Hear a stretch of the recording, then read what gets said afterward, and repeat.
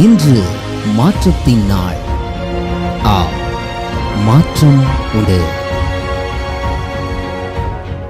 ஆண்டவராகிய இயேசுவின் நாமத்தினாலே மாற்றம் உண்டு என்கிற இந்த அனுதின தியானத்தின் மூலமாக உங்களை சந்திக்கிறதுல எனக்கு மிகுந்த சந்தோஷம். ஆண்டவரும் இரட்சகருமாகிய இயேசுவின் நாமத்தில் உங்களை வாழ்த்துகிறேன்.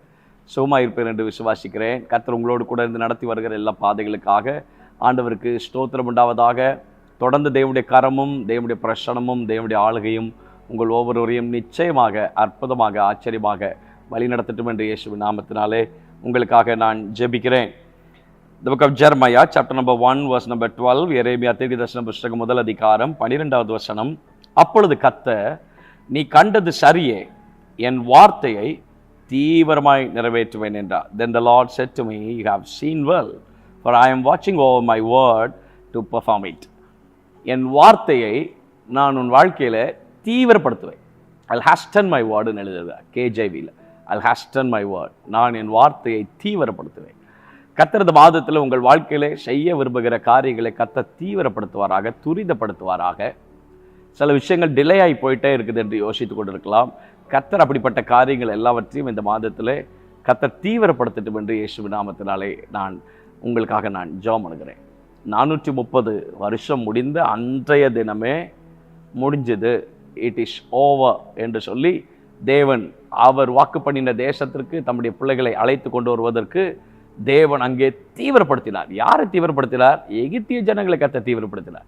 விரோதமாக இருந்தவர்கள், எதிர்ப்பாக இருந்தவர்களே கர்த்தருடைய பிள்ளைகளுக்கு ஃபேவராக அவர்களை தீவிரிக்க பண்ணினார்கள் என்று வேதத்தில் வாசிக்கிறோம். எக்ஸோடஸ் சாப்டர் 12 நாம் வாசிக்கிறோம். எகிப்தியர் நாங்கள் எல்லாரும் சாகுறோமே என்று சொல்லி தீவிரமாக இந்த ஜனங்களை தேசத்திலிருந்து அனுப்பிவிட அவர்களை மிகவும் துரிதப்படுத்தினார்கள். எவ்வளவு தீவிரமாக கர்த்தர் இந்த மாதத்தில் செய்வார் தெரியுமா? பிசைந்தமா புளிக்கும் முன் கர்த்தர் காரியத்தை செய்து முடிப்பார். 34வது வசனத்தை நீங்கள் வீட்டில் வாசித்து பாருங்கள்.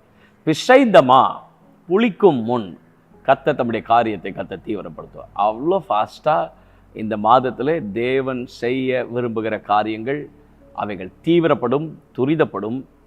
நிச்சயமாய் உங்கள் சிறையிருப்பு, நிச்சயமாக உங்கள் அடிமைத்தனம், நிச்சயமாய் நீங்கள் ஸ்டக்காய் நிற்கிற காரியத்தில் கர்த்தர் ஒரு பெரிய விடுதலை கொடுத்து தேவனுடைய நன்மைகளை இந்த மாதத்தில் கர்த்தர் காணப்படுவார்.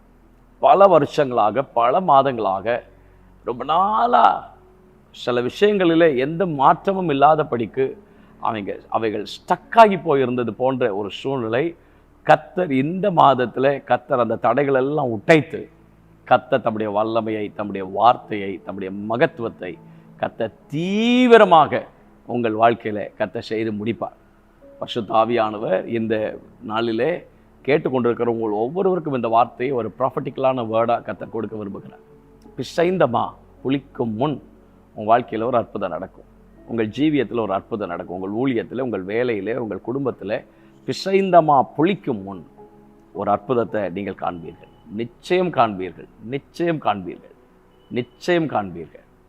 என்றைக்கோ நடக்கப் போகிறது என்று யோசித்து கொண்டிருக்கிற காரியங்கள் மிக நெருக்கமாய் உங்களை நெருங்கி வந்திருக்கிறது.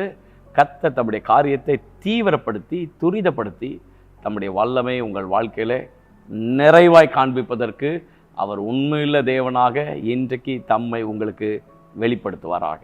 கர்த்தர் தம்முடைய வார்த்தையை தீவிரமாய் உங்கள் வாழ்க்கையில் நிறைவேற்றட்டும். இயேசுவின் நாமத்தில் இந்த வார்த்தை உடைய பிள்ளைகளுடைய வாழ்க்கையில் அப்படியே நடக்கட்டும் என்று நான் ஜெபிக்கிறேன். தீவிரப்படுத்தும் கர்த்தருடைய வார்த்தை தீவிரப்படட்டும். கர்த்தருடைய வார்த்தை உடைய பிள்ளைகளுடைய வாழ்க்கையில் அப்படியே நிறைவேறட்டும், நடைபெறட்டும். தேவன் தம்முடைய பிள்ளைகளுடைய வாழ்க்கையில செய்ய நினைத்திருக்கிற காரியங்கள் தடைபடாதபடிக்கு அற்புதமான தேவகரம் உடைய பிள்ளைகளை வழி நடத்தட்டும். தேவ கிருபையினால மூடிக்கொள்ளும். இயேசுவின் நாமத்தில் ஜெபிக்கிறோம் நல்ல பிதாவே. ஆமென். May God bless you. God will be with you. தைரியமாயிருங்க. Amen.